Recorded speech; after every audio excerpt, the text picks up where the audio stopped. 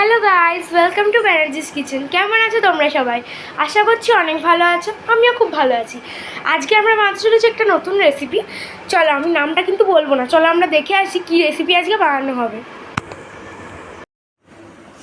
আজকে আমি বানাচ্ছি ঝিঙের খোসা বাটা। তার জন্য ঝিঙের খোসাগুলো এই যে ভালো করে ধুয়ে নিয়েছি লঙ্কা 3টে, 4টে রসুনের কোয়া, একটু সামান্য নারকেলের কুচি, না থাকলে দিয়ে দেওয়ার দরকার নেই, এটা অপশনাল, আপনি দিতেও পারেন না দিতেও পারেন।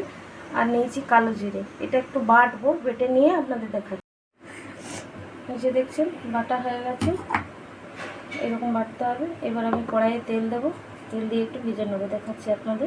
কড়াইটা বসিয়ে দিয়েছি, আমরা দেবো তেল, কালো জিরে,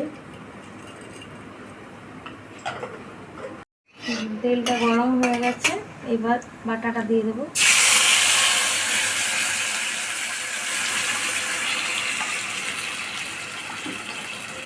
এতে একটু সামান্য পরিমাণ জল দেবো, মিক্সার জারটা ধুয়ে, বেশি জল দেওয়ার দরকার নেই। এর মধ্যে দেবো আন্দাজ মতো নুন,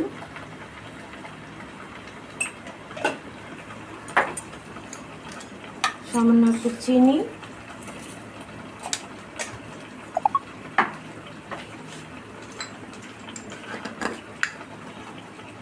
একটু হলুদ দিয়ে মিনিট 2 রেখে দেবো, তারপর দেখাচ্ছি।